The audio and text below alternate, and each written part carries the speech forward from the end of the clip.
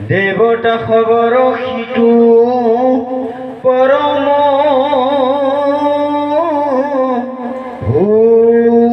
ভূষণ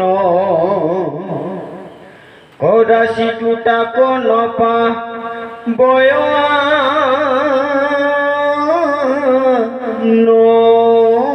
নজন মুকুট কুণ্ডল হাৰ তাৰ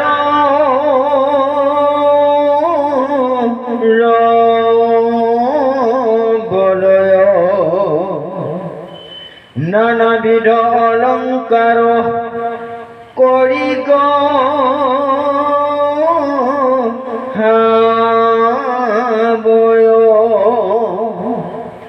অৰা পিণ্ডে অপেশ্বৰা সমে দেৱতা সকল ভুৱে নানাবিধ কিয়া কৰি কৌতূহল।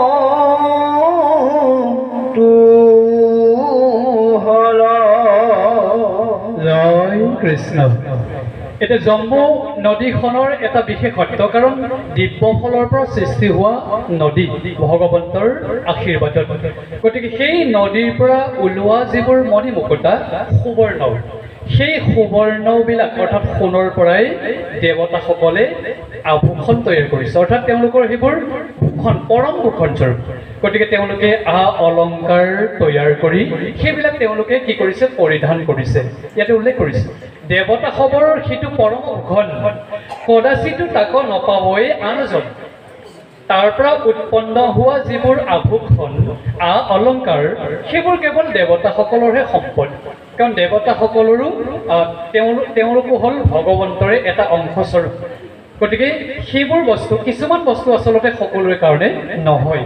যেনেকৈ ৰজাৰ এগৰাকী ৰাণীৰ অলংকাৰ অন্য সাধাৰণ নাৰীৰ কাৰণে নহয়, তেওঁ অলংকাৰো বেলেগ, সুকীয়া, হয়নে বাৰু? গতিকে তেনেধৰণৰ এই দেৱতাসকলৰ কাৰণে এইবোৰ অলংকাৰ, আনৰ কাৰণে পোৱাটো এইবোৰ সম্ভৱপৰ নহয়। তেনে অলংকাৰবিলাকক পৰিধান কৰি তেওঁলোকে কি কৰে, আনন্দ বিধান কৰে। সেই একেখন নদীতেই তেওঁলোকে স্নান দান কৰি এটা উল্লেখ কৰিছে।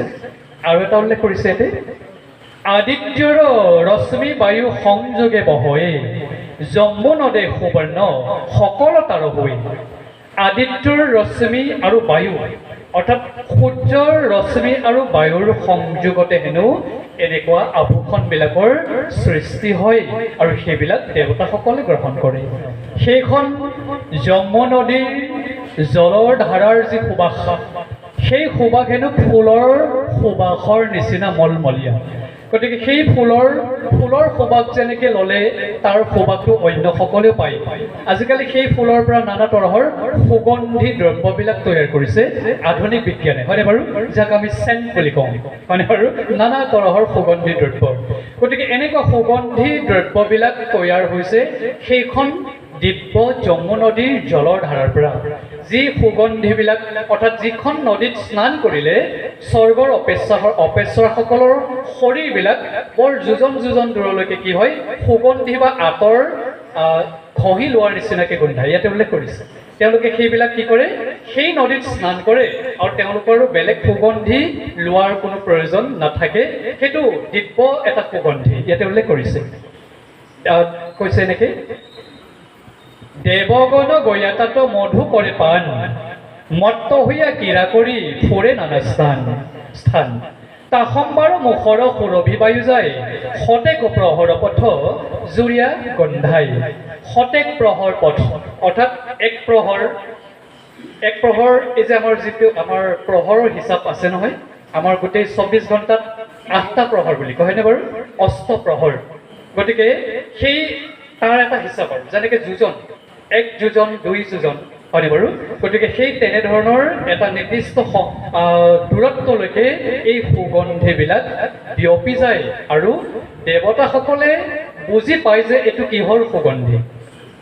সাধাৰণ মনুষ্যসকলে বুজি নাপাব কিহৰ গোন্ধ, বৰ ভাল লাগিছে নহয়নে বাৰু? কিন্তু গোন্ধৰ উৎসটো ক'ৰ পৰা আহিছে সাধাৰণ মনুষ্যই বুজি নাপাব। কিন্তু এতিয়া আমি গম পালোঁ যে জম্মু সেই নদীখনৰ যি সুগন্ধি, হয়তো আজিকালিৰ দিনত এইটো জল প্ৰদূষণৰ জৰিয়তে যেনেকৈ গংগা প্ৰদূষণ হ'ল, গতিকে তাৰ কাৰণে হয়তো এনেকুৱা সুগন্ধি বা আঁতৰ আজিকালি মনুষ্যসকলে হয়তো নাপাব, কিন্তু দেৱতাসকলে তাৰ সুগন্ধি বা তাৰ আঁতৰ বা তাৰ যিটো ৰহস্য, তাৰ যিটো ৰস তেওঁলোকে আজিলৈকে নিশ্চয় তাক কি কৰিছে, পান কৰি আছে। এতিয়াও সেই কথাখিনি ভাগৱতত উল্লেখ আছে যে হিমালয়ৰ পাদদেশত স্বৰ্গৰ দেৱতা আৰু অপেশ্বৰসকলে এতিয়াও খেলা কৰিবলৈ ইয়াতে খুব সুন্দৰ কথা প্ৰকাশ কৰিছে। উচ্ছ্ৰিত কুমুদ গিৰি শিখৰ চৰাই, উত্তৰ ভীতিৰ ইলাবৃতে পৰে যায়। ইলাবৃত এখন বৰিশ মানে ঠাই, যেনেকৈ ভাৰত বৰিশে, তেতিয়াৰ দিনত ভাৰতৰে অন্য এটা স্থানৰ নাম আছিলে যিটো প্ৰিয়ব্ৰত ৰজাৰ দিনৰ, হয়নে বাৰু? সেইখন আছিলে ইলাবৃত। সেই ইলাবৃতৰ উত্তৰ দিশলৈকে বৈ গৈছে সেই নদীখন, যমু নদীখনৰ জলধাৰা। আৰু এটা উল্লেখ কৰিছে, সমীপত থাকি তাক ভুঞ্জে প্ৰাণী যত, চাৰি অনুতাপ মিলে সন্তোষ মনত। সেই নদীৰ সমীপ মানে তাৰ কাষত যিমানবিলাক প্ৰাণী আছে, জলচৰ থলচৰ যিমান চাৰিমুঠি জীৱৰ যিমানবিলাক প্ৰাণী থাকে, সেইসকলে সেই নদীৰ পৰাই তেওঁলোকে কি কৰিছে, তাৰ পৰা জীৱন ধাৰণৰ উৎসবিলাক গ্ৰহণ কৰিছে। গতিকে য'তেই নদী থাকে তাৰ নদী কাষৰীয়া গোটেই মনুষ্য বা জীৱকুল কি হয়, তাৰ পৰাই বৰ্তি থাকে। যেনেকৈ আমাৰ অসমৰ একমাত্ৰ জলধাৰা হৈছে ব্ৰহ্মপুত্ৰ। ব্ৰহ্মপুত্ৰক আলম কৰি আমাৰ গোটেই অসমীয়া ৰাইজৰ যিটো ইতিহাস বা সংস্কৃতি গঢ়ি উঠিছে, হয়নে বাৰু? ব্ৰহ্মপুত্ৰক আশ্ৰয় কৰি আমাৰ অসমীয়া সমাজে কি কৰিছে, জীৱন ধাৰণ কৰিছে। লুইতপৰীয়া বুলি কয়, নহয়নে বাৰু? লুইতপৰীয়া সমাজ। ঠিক তেনেকৈ এইখন নদীৰ কাষৰ যিমানবিলাক প্ৰাণী আছে সকলোৱে তাৰ পৰা কি কৰিছে, অমৃত গ্ৰহণ কৰিছে আৰু জীয়াই থকাৰ সম্বল বিচাৰি পাইছে। ক্ষুধা তৃষ্ণা আধি ব্যাধি জৰা মৃত্যু ভয়, আনো উপসৰ্গ পীড়া যতে কোৱাচৈ।